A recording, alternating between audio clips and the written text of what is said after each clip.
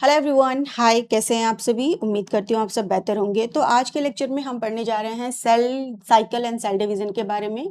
NEET के students के लिए ये लेक्चर काफ़ी इंपॉर्टेंट है क्योंकि मैं इसमें वो सारी बातें बताने वाली हूँ जो आपकी नीट के एग्जाम में बार बार पूछता है। नीट के पॉइंट ऑफ व्यू से आपका ये जो चैप्टर है वो बहुत इंपॉर्टेंट है क्योंकि हर साल हर एक पेपर में आपको मिनिमम एक क्वेश्चन और मैक्सिमम 2 से 3 क्वेश्चन इस पर्टिकुलर टॉपिक से मिल जाते हैं, इसलिए बहुत ही ज़्यादा इंपॉर्टेंट टॉपिक है। तो चलिए शुरू करते हैं अपने चैप्टर के साथ, cell cycle and cell division. इसमें क्या क्या पढ़ेंगे बेटा?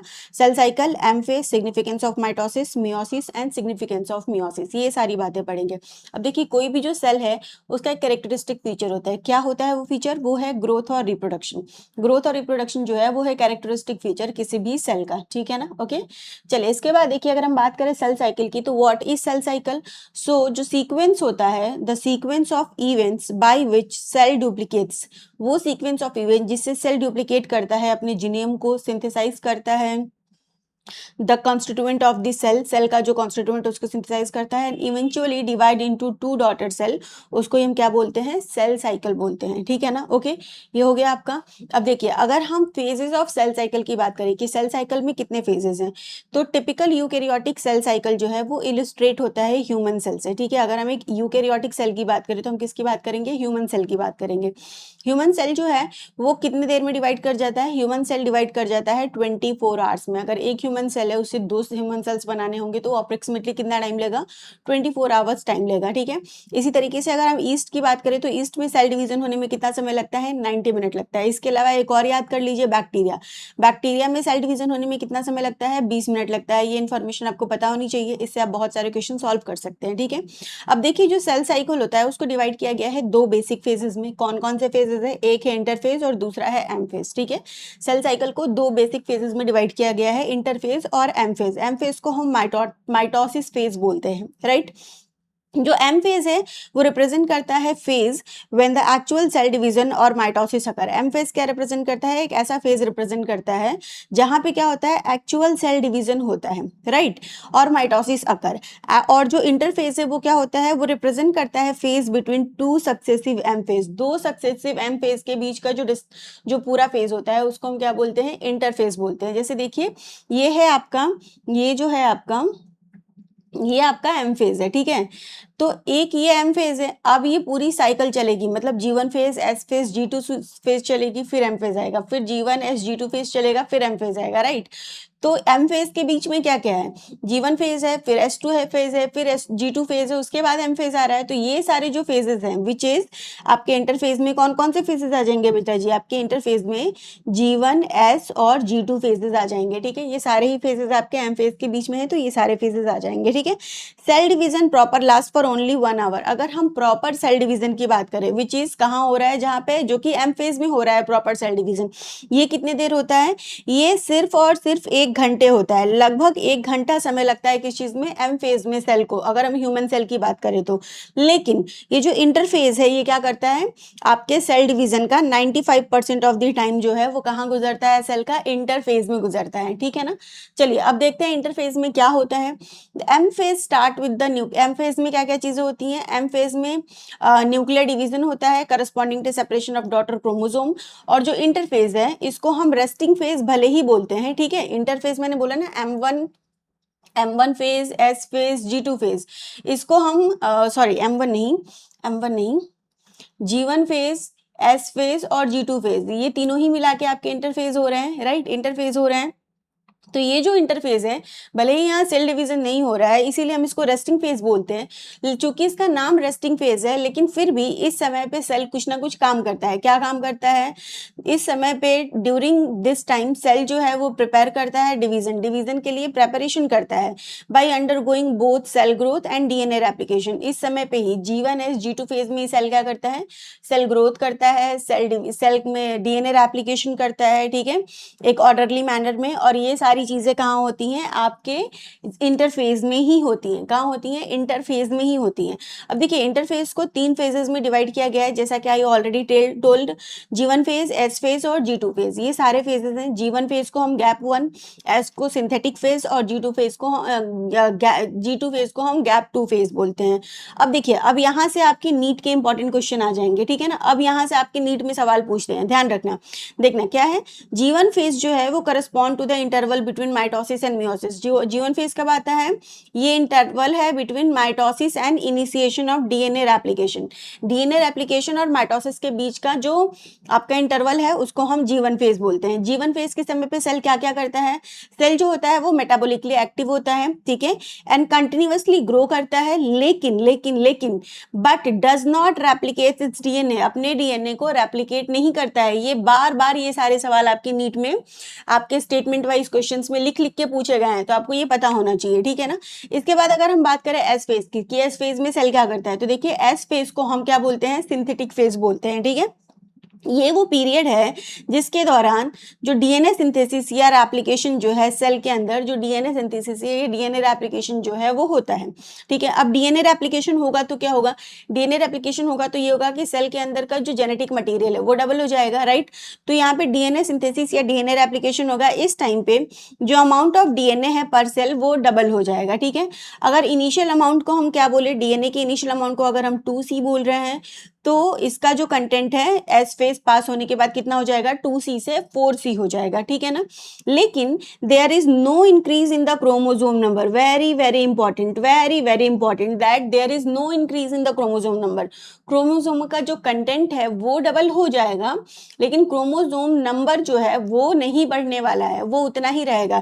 इसके ऊपर आपका एक सवाल भी पूछा गया है कि ड्रोसोफिला में जो नंबर ऑफ क्रोमोसोम्स हैं, लेट्स से कि आपके G1 फेज में 8 हैं, तो S फेज पास करने के बाद G2 फेज में जो क्रोमोसोम नंबर है वो कितने हो जाएंगे, तो आपका आंसर क्या होगा, आपका आंसर हो जाएगा कि आपके नेक्स्ट फेज में मतलब G2 फेज में भी आपका क्रोमोसोम नंबर 8 ही रहेगा, क्योंकि क्रोमोसोम का नंबर नहीं बढ़ता है, डीएनए का कंटेंट बढ़ता है, ठीक है ना, क्रोमोसोम का नंबर नहीं बढ़ता है, याद रखना। If the cell has diploid और n number of chromosome at G1, let's say अब कंटेंट बढ़ रहा है उसको देखिए, अगर सेल जो है वो क्या है, डिप्लॉयड है या 2n है एट G1 फेज पे, तो एस फेज पास करने के बाद भी जो नंबर ऑफ क्रोमोसोम है वो सेम रहेगा, मतलब सेल जो है वो क्या रहेगा, 2n है तो 2n कंडीशन में ही रहेगा, राइट। अगर एनिमल सेल की हम बात करें तो एस फेज के समय डीएनए रेप्लिकेशन होता है न्यूक्लियस में। एस फेज के समय डीएनए रेप्लिकेशन कहाँ होता है, बिगिन होता है न्यूक्लियस में। सेंट्रियोल भी याद रखिएगा, ये भी सवाल है कि सेंट्रियोल कब डुप्लीकेट करता है, तो सेंट्रियोल भी डुप्लीकेट करता है कहाँ, साइटोप्लाज्म में। सेल के साइटोप्लाज्म में एस फेज के समय पे सेंट्रियोल डुप्लीकेट करता है, और सेल के न्यूक्लियस में एस फेज के दौरान क्या डुप्लीकेट करता है, आपका डीएनए जो है वो डुप्लीकेट करता है, वो रेप्लिकेट करता है। तो ये भी बहुत इंपॉर्टेंट सवाल है, कई बार पूछा गया है, ठीक है।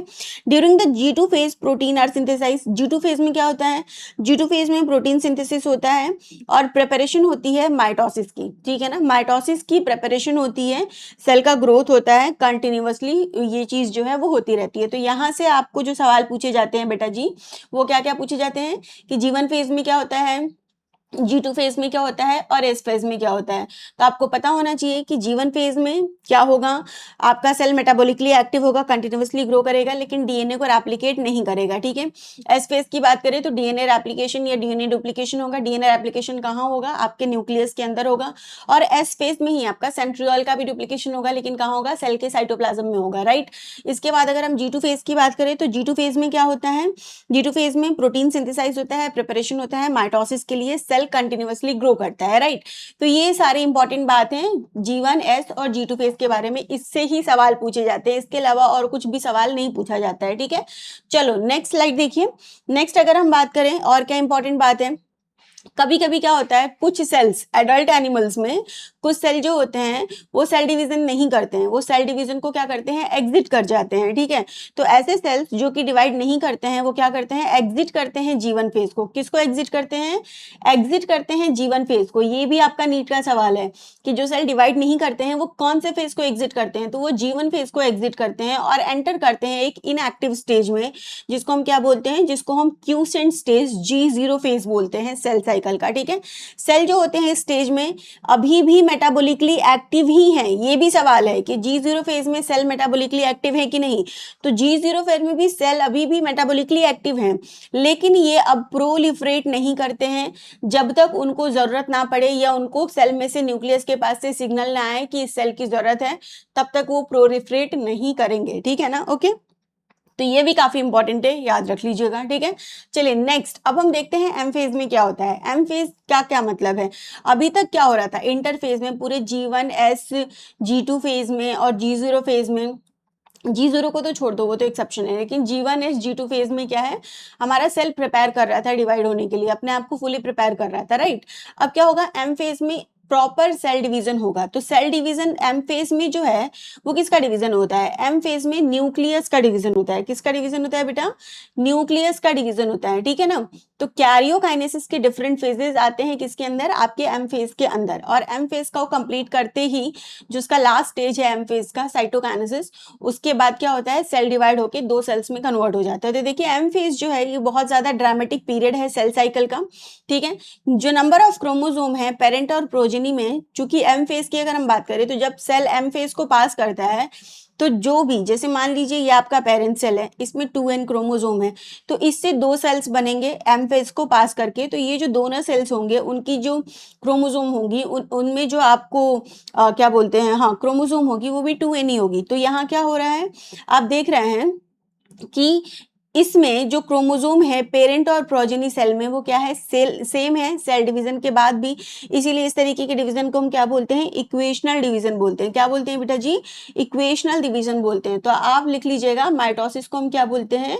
माइटोसिस को हम इक्वेशनल डिवीजन बोलते हैं। ठीक है ना। अब देखिए आपका जो माइटोसिस है, एम फेज है, वो फर्दर डिवाइडेड है बहुत सारे स्टेजेस में, जैसे कि प्रोफेज, मेटाफेज, एनाफेज और टेलोफेज, इन सारे स्टेजेस में।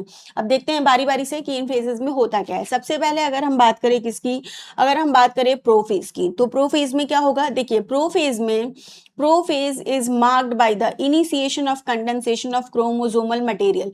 क्या होता है प्रोफेज के स्टार्टिंग में, जो क्रोमोसोमल मटेरियल है, न्यूक्लियस के अंदर जो क्रोमोसोमल मटेरियल है वो कंडेंस होना स्टार्ट हो जाता है। जैसे कि आप यहाँ डायग्राम में देख सकते हैं, अर्ली प्रोफेज में न्यूक्लियस के में जो क्रोमोसोमल मटेरियल आपका रेड और ब्लू कलर का, रेड वाला जो है, रेड नहीं पिंक है, पिंक वाला लेट्स से ये फीमेल से आया हुआ है, और जो ब्लू वाला है लेट्स से ये मेल से आया हुआ है। ठीक है, या आप देख लीजिए कि जो हमारा 2n कंटेंट है वो क्या हो रहा है, वो डिवाइड हो रहा है। ठीक है, तो ये देखिए अर्ली प्रोफेज में ये जो क्रोमोसोम्स प्रेजेंट हैं ब्लू और पिंक कलर के, ये क्या होंगे, कंडेंस होना शुरू करेंगे, और by the end of prophase क्या हो जाएंगे, ये कंडेंस होके अपने आप को क्रोमोसोम की तरह दिखाने लगेंगे। ठीक है ना। तो चलिए देखिए यहाँ प्रोफेज क्या होता है, initiation of condensation of chromosome होता है। ठीक है, इसके अलावा जो क्रोमोसोम मटेरियल है अनटैंगल्ड हो जाते हैं प्रोसेस ऑफ क्रोमेटिन कंडेंसेशन के। जो सेंट्रोसोम है which had to undergo duplication during S phase of interphase now began to move towards the opposite pole। जो सेंट्रोसोम होंगे, जैसे मान लीजिए यहाँ आपके सेंट्रोसोम होंगे, तो ये क्या होंगे, इस तरीके से दोनों अपोजिट पोल्स पे चले जाएंगे। ठीक है ना। और सेंट्रोसोम का डुप्लीकेशन कब होता है, आपके एस फेज में होता है, आप सभी को पता है। ठीक है ना, ओके। तो सेंट्रोसोम में क्या होंगे, अपोजिट पोल पे चले जाएंगे, किस फेज में, आपके प्रो फेज में ही। मैंने सारे जो है हाईलाइट कर रखे हैं, स्टिल मैं इसको क्या कर रही हूँ, अंडरलाइन कर दे रही हूँ फॉर योर रेफरेंस। ठीक है, सेंट्रोसोम भी क्या होगा, अपोजिट पोल पे चला जाएगा। इसके अलावा देखिए जो क्रोमोसोमल मटेरियल है वो कंडेंस होगा, कंडेंस होके क्या करेगा, कॉम्पैक्ट माइटोटिक क्रोमोसोम बनाएगा। यहाँ पे अर्ली प्रोफेज में कंडेंसेशन शुरू होगा, लास्ट तक कंडेंसेशन कंप्लीट होके ये क्या बना लेगा, आपका क्रोमोसोम बना लेगा। ठीक है, क्रोमोसोम को हम देख सकते हैं कंपोज्ड ऑफ 2 क्रोमेटिड। क्रोमोसोम क्या होता है, 2 क्रोमेटिड्स का बना होता है। लेट्स से अगर मैं डायग्राम बनाऊं तो ये है आपका क्रोमोसोम का डायग्राम। ठीक है, तो क्रोमोसोम्स में क्या है, इसमें ये 2 क्रोमेटिड्स ही तो हैं, तो क्रोमोसोम किसका बना होता है, 2 क्रोमेटिड्स का बना होता है। ठीक है ना, okay. Centrosome which has undergone duplicated, centrosome जो है, जो जिसका कि डुप्लीकेटेड कब हुआ था, इंटरफेज में। इंटरफेज में कब, एस फेज के समय पे सेंट्रोसोम का डुप्लीकेशन हुआ था। तो जो सेंट्रोसोम डुप्लीकेट हुआ है वो भी क्या करेगा, अपोजिट अपोजिट पोल्स पे जाना शुरू कर देगा। ठीक है ना। और आपके 2 एस्टर्स जो हैं विथ स्पाइंडल फाइबर्स, वो माइटोटिक अपैरेटस जो है वो पूरा डिवीजन करने के लिए माइटोटिक अपैरेटस जो है आपका वो फॉर्म कर लेंगे। ठीक है, सेल्स जो होंगे एंड ऑफ प्रोफेज में आपको सेल्स कैसे दिखेंगे, सेल्स में आपको ना ही गोल्गी कॉम्प्लेक्स दिखेगा, ना ही ईआर दिखेगा, ना ही न्यूक्लियोलस दिखेगा, ना ही न्यूक्लियर एनवेलप दिखेगा। मतलब सेल जो है वो कंप्लीटली उसका क्रोमेटिन मटेरियल कंडेंस्ड हो गया है और न्यूक्लियस का न्यूक्लियर एनवेलप वगैरह गायब हो गया है, ताकि क्या हो, जो भी क्रोमोसोम्स हैं उनको अच्छे तरीके से डिवाइड करने के लिए प्रॉपर स्पेस जो है वो सारी चीजें मिलती रहें। ठीक है, इतनी बातें समझ आ गई आप लोगों को। चलिए अब हम नेक्स्ट फेज की बात करते हैं। ये तो बात थी प्रो फेज की, कि प्रो फेज में क्या होगा। अगर आएगा तो ज्यादा से ज्यादा क्या आ सकता है, ये आएगा कि प्रो फेज में कंडेंसेशन, क्रोमोसोम का कंडेंसेशन शुरू हो जाता है और लास्ट तक कंडेंसेशन खत्म भी हो जाता है, एंड ऑफ प्रोफेज तक क्रोमोसोम्स बन जाते हैं। ठीक है, नेक्स्ट फेज देखिए, नेक्स्ट फेज है मेटाफेज। मेटाफेज बहुत इंपॉर्टेंट है। ठीक है, तो मेटाफेज में क्या इंपॉर्टेंट है बेटा जी, मेटाफेज में ये इंपॉर्टेंट है कि जो कंडेंस्ड क्रोमोसोम है वो क्या करते हैं, वो आपके इक्वेटोरियल प्लेट पे आके लग जाते हैं। जैसे कि आप यहाँ डायग्राम में देख सकते हैं, मेटाफेज में क्या हुआ है, ये सारे क्रोमोसोम्स जो हैं वो आपके इक्वेटोरियल प्लेट्स पे आके क्या हो गए हैं, अलाइन हो गए हैं इक्वेटर पे। ठीक है, तो देखिए मेटाफेज में कंडेंसेशन ऑफ क्रोमोसोम जो है वो कंप्लीट हो जाएगा। ठीक है, and they can be observe. Metaphase ही एक ऐसा स्टेज है जब आप क्या कर सकते हैं, क्रोमोसोम को क्लियरली ऑब्जर्व कर सकते हैं माइक्रोस्कोप में। अगर हमें क्रोमोसोम के स्ट्रक्चर और शेप के बारे में डिटेल में पढ़ना होता है तो हम क्रोमोसोम को या सेल को किस स्टेज में ऑब्जर्व करते हैं, आपके सेल को मेटाफेज में ऑब्जर्व करते हैं। तो ये बहुत ही इंपॉर्टेंट, यहाँ से भी सवाल आया है कई बार। ठीक है, कि किस फेज में सेल को आप स्टडी कर सकते हैं, क्रोमोसोम को स्टडी करना होगा तो मेटाफेज में करेंगे। ठीक है ना, ये जो स्टेज है इसमें मॉर्फोलॉजी ऑफ क्रोमोसोम जो है सबसे इजीली स्टडीड होती है। ठीक, इसके अलावा देखिए small disc shape structure as the surface of centromere और कॉल्ड काइनेटोकोर। देखिए इस स्टेज पे जो मेटाफेज के क्रोमोसोम होते हैं वो किस चीज के बने होते हैं, दो सिस्टर क्रोमेटिड के बने होते हैं। जरा ध्यान से देखना, मेटाफेज के जो क्रोमोसोम होते हैं वो इस तरीके से होते हैं। ठीक है, एक मिनट, मेटाफेज के जो क्रोमोसोम होते हैं ना बेटा, वो कुछ ऐसे शेप के होते हैं। इसमें आपको क्या दिख रहा है, इसमें आपको दिख रहा है दो सिस्टर क्रोमेटिड्स हैं आपके मेटाफेज के क्रोमोसोम में। क्या है, ये एक क्रोमेटिड है और ये एक दूसरा क्रोमेटिड है। ठीक है, तो यहाँ आपको क्या दिख रहे हैं, मेटाफेज के क्रोमोसोम में दो सिस्टर क्रोमेटिड्स होते हैं। ये दोनों क्रोमेटिड्स आपस में किसकी मदद से जुड़े होते हैं, सेंट्रोमेयर की मदद से जुड़े होते हैं। तो ये जो यहाँ स्मॉल डिस्क शेप स्ट्रक्चर दिख रहा है, इसको हम क्या बोलते हैं, इसको हम बोलते हैं सेंट्रोमेयर। सेंट्रोमेयर की मदद से क्या होते हैं, जो आपके क्रोमेटिड हैं वो दोनों जुड़े हुए होते हैं। ठीक है ना, okay. Small disc shape structure at the surface of centromere are called kinetochore. ये जो स्ट्रक्चर्स होते हैं, ठीक है, ये सेंट्रोमेयर हो गया।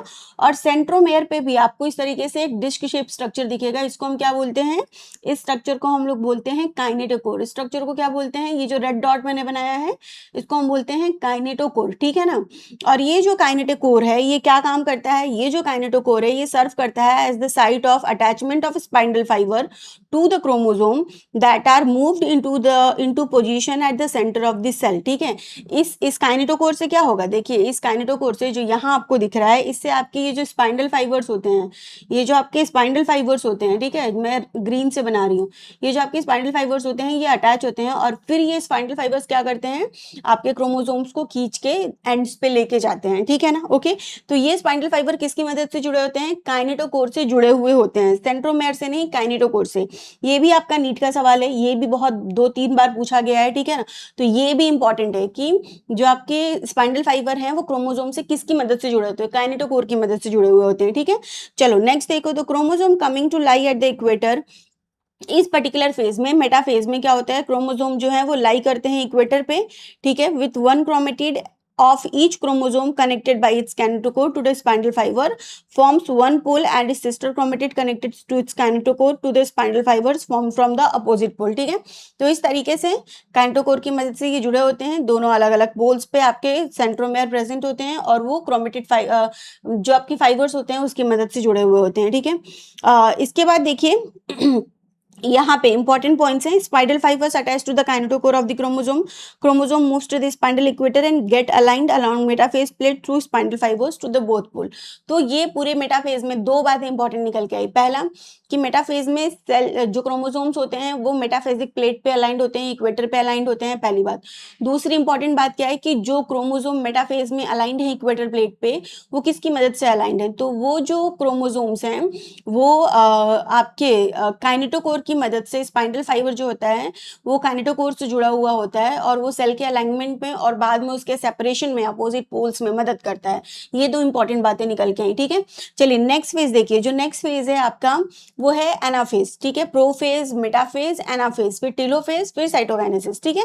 तो देखिए एनाफेज में क्या होता है, वन ऑफ द एनाफेज में जो डॉटर क्रोमोसोम्स होती हैं फ्यूचर डॉटर न्यूक्लियाई के, उनका माइग्रेशन जो है वो कहाँ होने लगता है, अपोजिट पोल्स की तरफ होने लगता है। ये आप देख सकते हैं कि क्रोमोसोम्स जो डॉटर क्रोमोसोम्स हैं, ठीक है, हमने क्या देखा था, हमने देखा था इस यहाँ पे देखिए कि आपके क्रोमोसोम्स यहाँ अलाइंड हुए हैं, ठीक है। तो अब जो डॉटर क्रोमोसोम्स होंगे वो क्या होंगे, दोनों सेपरेट सेपरेट एक्सिस पे देखिए आपके क्या होने लगे हैं, अलाइंड होने लगे हैं, राइट, यहाँ पे, ठीक। तो the centre of each chromosome remain directed, यहाँ पे इंपॉर्टेंट बात क्या है, जो सेंट्रोमेयर होता है हर एक क्रोमोसोम का वो क्या होता है, डायरेक्टेड होता है टुवर्ड्स द पोल। ये देखिए ये सेंट्रोमेयर है, ये किधर है, पोल की तरफ डायरेक्टेड है। और जो hence the leading edge with the arms of this centromere trailing behind, और ये जो आर्म्स होते हैं वो क्या होते हैं, ये ऐसे पीछे की तरफ होते हैं, राइट। जो आपका सेंट्रोमेयर है वो किधर होगा, पोल की तरफ होगा, और जो आर्म्स है वो कहाँ है, अंदर की तरफ होंगे। तो ये भी एक इंपॉर्टेंट बात है, ये याद रख लेना। की फीचर्स क्या है, सेंट्रोमेयर जो है यहाँ पे स्प्लिट करता है, क्रोमेटिड्स जो है वो सेपरेट करते हैं, क्रोमेटिड्स जो है मूव करते हैं अपोजिट पोल पे।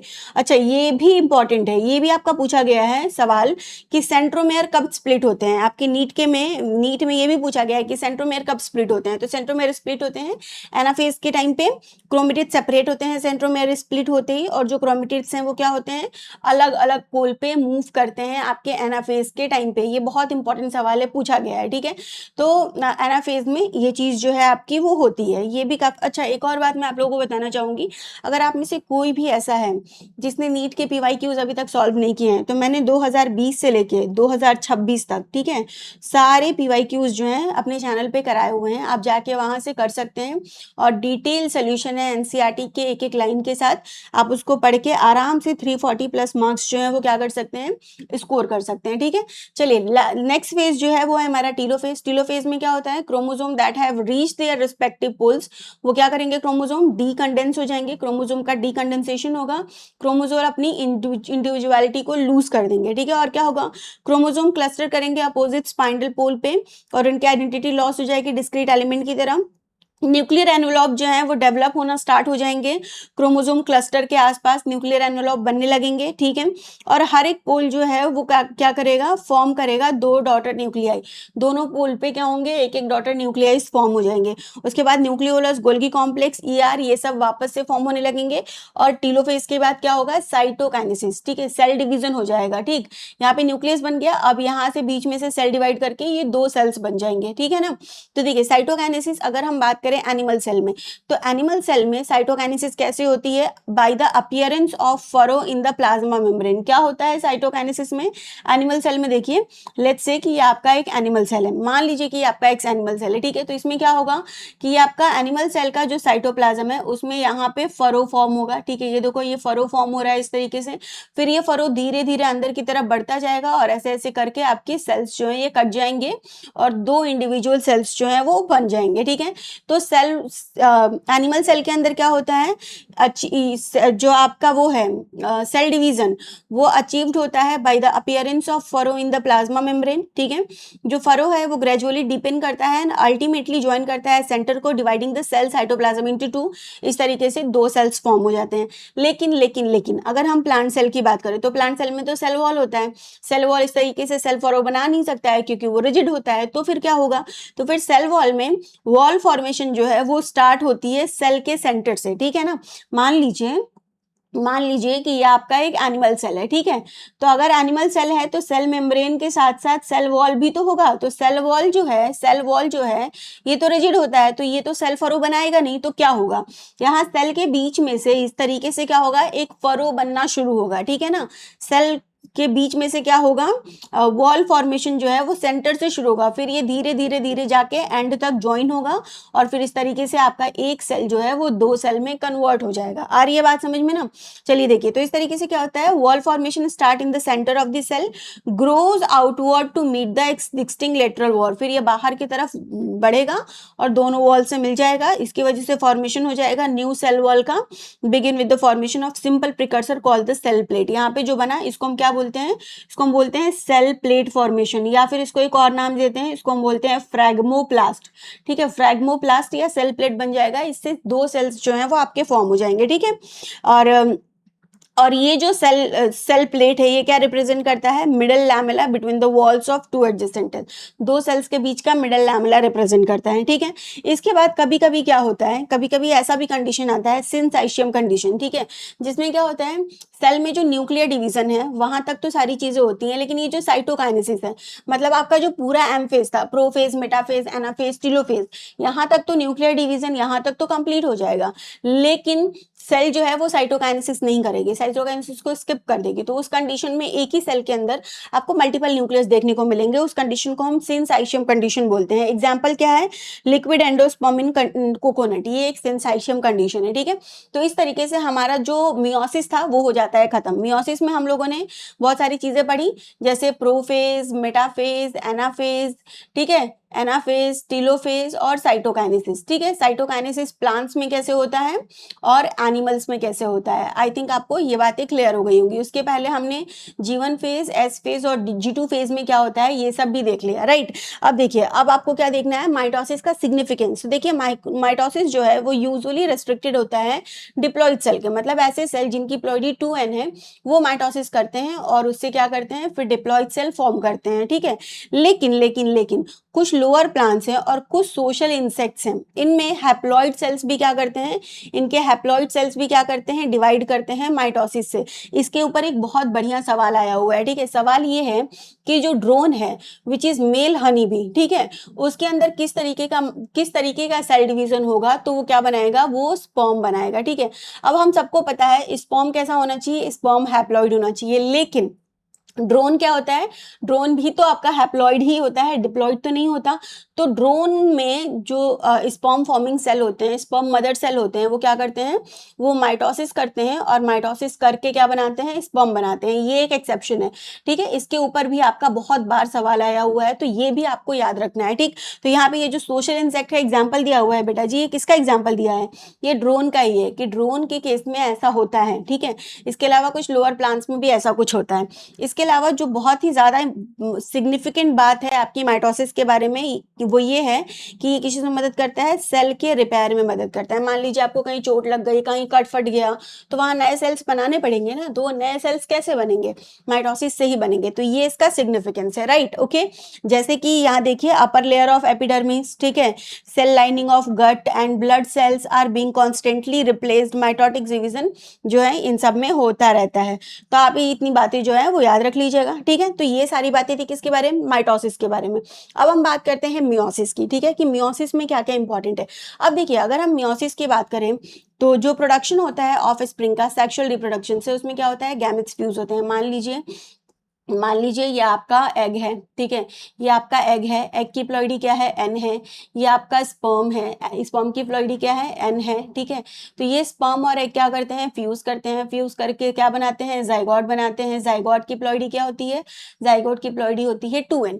तो ऐसा किसके केस में होता है, सेक्सुअल रिप्रोडक्शन के केस में ऐसा होता है। ठीक है, तो देखिए हर एक गैमेट में, यहाँ अगर हम एग की बात करें, अगर हम स्पर्म की बात करें, तो हर एक गैमेट में क्या है, एक कंप्लीट सेट ऑफ क्रोमोसोम जो है यहाँ पे प्रेजेंट है। दोनों फ्यूज करके जाइगोट के अंदर जो कि बेबी फॉर्म होगा बाद में, उसके अंदर जो आपका डिप्लॉइडी है उसको क्या कर रहे हैं, कंटिन्यू कर रहे हैं। तो मियोसिस मोस्टली किसमें देखने को मिलता है, आपके गैमेटिक सेल्स में देखने को मिलता है मियोसिस। ठीक है, ओके, तो देखिए मियोसिस जो है वो इंश्योर करता है production of haploid phase in the life cycle of sexually reproducing organism where fertilisation restore the diploid phase. ठीक है, अगर ऐसे ऑर्गेनिज्म हैं जो कि डिप्लॉइड हैं, तो उनके सेक्स सेल्स हमें कैसे बनाने पड़ेंगे, हैप्लॉइड बनाने पड़ेंगे, ताकि क्या हो, जब हैप्लॉइड सेक्स सेल्स या गैमेट्स फ्यूज करे तो डिप्लॉइड ऑर्गेनिज्म बनाए और उनकी जो प्लॉइडी है वो रिस्टोर हो जाए। नहीं तो अगर मान लीजिए अगर एग 2n होता, अगर स्पर्म 2n होता, तो जो नया बेबी बनता वो तो 4n बन जाता, तो सारा कुछ गड़बड़ हो जाता। तो ऐसा ना हो इसके लिए क्या किया गया है, मियोसिस के तरीके का सेल डिवीजन जो है वो इवॉल्व हुआ है, राइट। देखिए मियोसिस में क्या होता है, 2 sequential cycle of nuclear and cell division होता है। ठीक है, एक साइकिल पूरा न्यूक्लियर डिवीजन होगा, फिर सेल डिवीजन होगा, फिर एक और साइकिल न्यूक्लियर डिवीजन होगा, फिर सेल डिवीजन होगा। इसलिए मियोसिस को दो तरीके में डिवाइड किया गया है, मियोसिस 1 एंड मियोसिस 2। अब मियोसिस 1 और मियोसिस 2 में भी बहुत सारे फेजेस होते हैं, जैसे कि आपके माइटोसिस में होता था। कौन कौन से फेजेस है देखिए, मियोसिस 1 में prophase 1, metaphase 1, anaphase 1, telophase 1, same phase. और मियोसिस 2 में प्रोफेज 2, मेटाफेज 2, एनाफेज 2, टेलोफेज 2। अब हम देखते हैं कि इन सारे फेजेस में होता क्या है, इंपॉर्टेंट क्या है इन सारे फेजेस में। तो देखिए, अगर हम मियोसिस 1 के प्रोफेज 1 की बात करें, तो मैं बेटा आपको बता रही हूँ मियोसिस 1 का प्रोफेज 1 इतना इंपॉर्टेंट है, इतना इंपॉर्टेंट है, मतलब मैं I can't even tell you कि कितना इंपॉर्टेंट है। हर एक पेपर में, हर एक साल इस पेपर में आपको यहाँ से सवाल मिलता ही मिलता है। तो इट इज एक्सट्रीमली इंपॉर्टेंट। मैं कितना ज्यादा इंपॉर्टेंट बोलूँ, ठीक है। तो इस स्लाइड को तो छोड़ना ही नहीं है, इसको तो एकदम याद कर जाना है, ठीक है। ये एक्सट्रीमली इंपॉर्टेंट है। तो चलिए देख लेते हैं आपका मियोसिस 1 का जो प्रोफेज 1 है उसमें क्या इंपॉर्टेंट बातें हैं। अब देखिए, मियोसिस 1 का जो प्रोफेज 1 है उसको भी फर्दर क्या किया गया है, बहुत सारे फेजेस में डिवाइड किया गया है। मियोसिस 1 का जो प्रोफेज 1 होता है वो बहुत ही लंबा फेज होता है और इसको फर्दर डिवाइड किया गया है बहुत सारे फेजेस में। जैसे प्रोफेज को लैप्टोप्टीन, जाइगोटीन, पैकेटीन, डिप्लोटीन और डाइकाइनेसिस, इन सारे फेजेस में क्या किया गया है, डिवाइड किया गया है। अब हम क्या करेंगे, जो लैप्टोटीन, जाइगोटीन, पैकेटीन और डिप्लोटीन है, इन सारे फेजेस के, सॉरी गाइस, इन सारे इन सारे फेजेस के जो आपके वो हैं फीचर्स हैं, उसके बारे में हम बात करते हैं कि क्या इंपॉर्टेंट फीचर्स है। देखिए, बहुत बहुत इंपॉर्टेंट है। तो अगर हम बात करें लैप्टोटीन की, तो लैप्टोटीन में क्या होता है, स्टेज है लैप्टोटीन स्टेज में जो क्रोमोसोम है वो ग्रेजुअली विजिबल होता है अंडर द माइक्रोस्कोप। ये पूछा गया है आपकी नीट में, ठीक है, कि लैप्टोटीन में क्या होता है। तो लैप्टोटीन में आपके जो क्रोमोसोम है वो विजिबल होने लगते हैं कहाँ पे, माइक्रोस्कोप, लाइट माइक्रोस्कोप के अंदर। तो ये देखो, ये आपका इंटरफेस और ये रहा आपका लैप्टोटीन, ठीक है। ये रहा आपका लैप्टोटीन। लैप्टोटीन में देखिए आपको क्रोमोसोम दिख रहे हैं, तो ये क्रोमोसोम सेंट्रोमेयर नहीं, ये क्रोमोसोम, अच्छा सेंट्रोमेयर क्रोमोसोम में ही तो होंगे, ठीक है ना। तो ये क्रोमोसोम्स जो हैं वो क्या होते हैं, ग्रेजुअली विजिबल होने लगते हैं लैप्टोटीन स्टेज में, ठीक है ना। ये बात हो गई लैप्टोटीन के बारे में। फिर सेकंड स्टेज क्या आती है, जाइगोटीन। जाइगोटीन में क्या होता है, जाइगोटीन के समय जो क्रोमोसोम होते हैं वो क्या करते हैं, स्टार्ट करते हैं पेयरिंग, ठीक है, वो पेयरिंग शुरू कर देते हैं। और इस पेयरिंग को हम क्या बोलते हैं, साइनेप्सिस बोलते हैं। मतलब साइनेसिस जो है वो कौन से फेज में होता है, जाइगोटीन फेज में होता है, ठीक है। और जो पेयर क्रोमोसोम होते हैं उनको हम क्या बोलते हैं, कौन से क्रोमोसोम पेयरिंग करते हैं, होमोलोगस क्रोमोसोम जो है वो साइनेप्सिस करते हैं, ठीक है ना। तो ये भी इंपॉर्टेंट है। यहाँ देखिए, आप देख पाएंगे यहाँ पे कि जाइगोटीन में क्या हो रहा है, होमोलोगस क्रोमोसोम की पेयरिंग हो रही है, जिसको हम लोग क्या बोलते हैं, जिसको हम लोग बोलते हैं साइनेप्सिस, ठीक है ना, साइनेप्सिस, वेरी वेरी इंपॉर्टेंट, ठीक है। इसके बाद नेक्स्ट फेज जो है वो क्या आएगा, अच्छा इसी फेज में, जाइगोटीन फेज में ही क्या होता है, अगर आप इलेक्ट्रॉन माइक्रोस्कोप में अपने सेल को देखेंगे तो उस फेज में आपको जो क्रोमोसोम होंगे वो साइनेप्टोनोमल कॉम्प्लेक्स बनाते हुए दिखेंगे, ठीक है। और ये जो साइनेप्टोनोमल कॉम्प्लेक्स है ये भी फॉर्म होते हैं किस स्टेज में, आपके जाइगोटीन स्टेज में। ये सारे क्वेश्चंस हैं कि साइनेप्सिस कहाँ होगा, होमोलोगस क्रोमोसोम कहाँ देखने मिलेंगे, साइनेप्टोनोमल कॉम्प्लेक्स कहाँ देखने मिलेगा, तो ये सब आपको जाइगोटीन में देखने को मिलेगा, ठीक है। और बाइवेलेंट फॉर्मेशन या टेट्राड फॉर्मेशन जो है इस स्टेज में हो जाता है। बाइवेलेंट या टेट्राड किसको बोलते हैं, ये जो क्रोमोसोम्स पेयर अप हुए हैं ये पेयर अप होके बाइवेलेंट या टेट्राड बनाते हैं, ठीक है ना, ओके।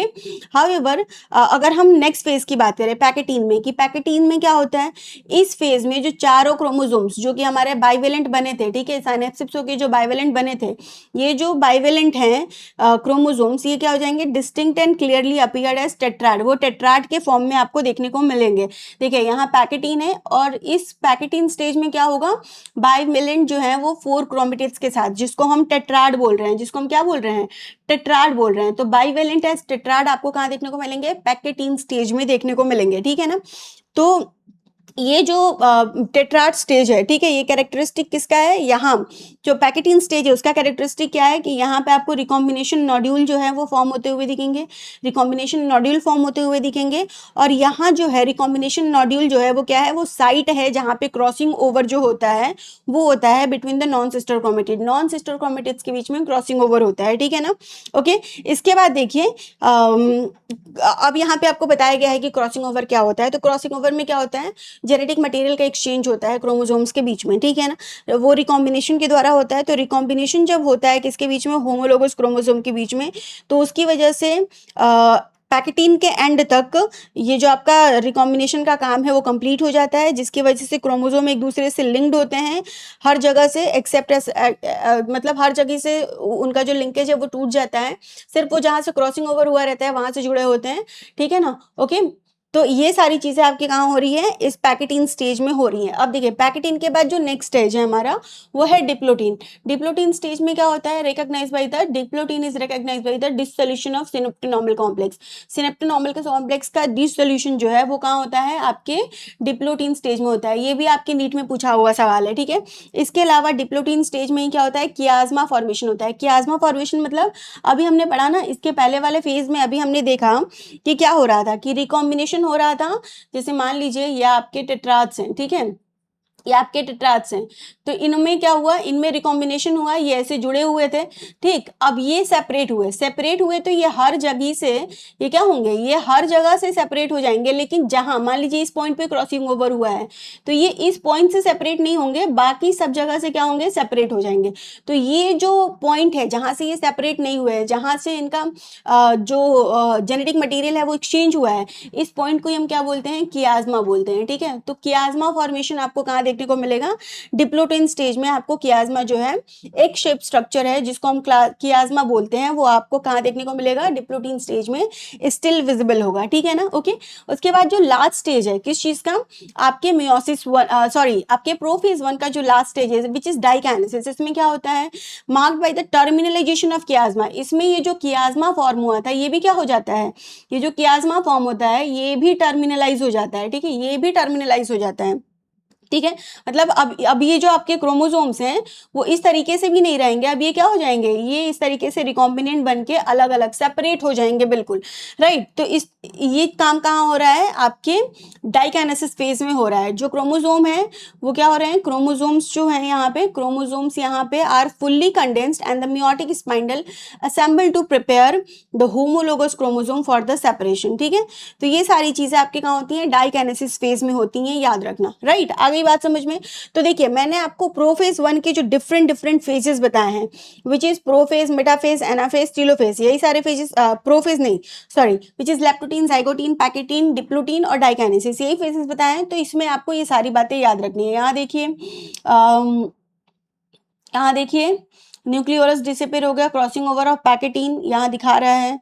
डिप्लोटीन में देखो न्यूक्लियर मेम्ब्रेन जो है वो डिसअपीयर हो रहा है, कियाज्मा फॉर्मेशन आपको दिखाया जा रहा है, क्रॉसिंग ओवर दिखाया जा रहा है, और फिर डाइकाइनेसिस होगा जिसमें एस्ट्रल ले फॉर्मेशन वगैरह जो है वो होगा। तो ये सारे इंपॉर्टेंट बातें हैं जो मैंने आपको बताई हैं, बार बार बताई हैं, याद रखना। अब देखिए अगर प्रोफेज के बाद दूसरा फेज क्या आता है, मेटाफेज 1। तो मेटाफेज 1 जो है उसमें क्या होता है, जो बाइवेलेंट क्रोमोसोम है वो अलाइंड होते हैं इक्वेटोरियल प्लेट पे। मेटाफेज में यही हो रहा था कि क्रोमोसोम इक्वेटोरियल प्लेट पे अलाइंड हो रहे थे, लेकिन यहाँ पे कैसे क्रोमोसोम होंगे, बाइवेलेंट क्रोमोसोम होंगे जो इक्वेटोरियल प्लेट पे अलाइंड होंगे, ठीक है। माइक्रोट्यूब्यूल्स जो है वो फॉर्म होंगे अपोजिट पोल ऑफ स्पाइंडल पे, जो कि अटैच होंगे काइनेटोकोर की मदद से होमोलोगस क्रोमोसोम से। तो यहाँ आप देख सकते हैं प्रोफेज 1 मेटाफेज 1 में क्या हो रहा है, जो आपके बाइवेलेंस हैं, ठीक है, बाइवेलेंस हैं, ये क्या हुए हैं, ये आपको देखने को मिल रहे हैं कि आपके बाइवेलेंस इक्वेटोरियल प्लेट पे आके अलाइंड हो गए हैं। ये इक्वेटोरियल प्लेट है, एक मिनट, ये आपका इक्वेटोरियल प्लेट्स है, इस पे आपके बाइवेलेंस आके अलाइंड हो गए हैं, ठीक है। इसके बाद नेक्स्ट फेज आता है एनाफेज 1। एनाफेज में क्या होता है बेटा जी, एनाफेज में जो आपके क्रोमोसोम्स होते हैं वो सेपरेट होकर अलग अलग पोल्स पे जाते हैं। तो यहाँ भी वही होगा कि जो आपके होमोलोगस क्रोमोसोम होंगे वो क्या होंगे, सेपरेट होंगे। याद रखना यहाँ पे होमोलोगस क्रोमोसोम सेपरेट हो रहे हैं, उधर इसके पीछे हमने जो एनाफेज पढ़ा था वहां क्या हो रहा था, क्रोमेटिड सेपरेट हो रहा था, यहाँ पे पूरा क्रोमोसोम ही सेपरेट हो रहा है, ठीक है ना। ओके, इसके बाद आएगा टीलोफेज। टीलोफेज में क्या होता है, न्यूक्लियर मेम्ब्रेन और न्यूक्लियोलस रीअपेयर हो जाता है, साइटोकाइनेसिस इसके बाद होगी, और क्या होंगे, डायड ऑफ सेल्स जो है वो बन जाएंगे। तो देखिए आपका यहाँ पे क्या हुआ था, यहाँ आपने एक सेल से शुरू किया था, ठीक है ना।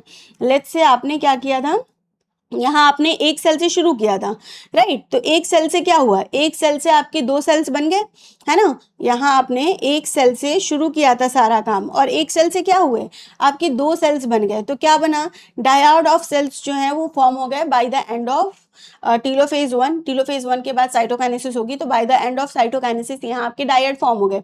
अब ये जो दो सेल हैं ये फर्दर क्या करेंगे, यहाँ अभी तक क्या हुआ, प्रोफेज 1, मेटाफेज 1, एनाफेज 1 और टीलोफेज 1 हुआ।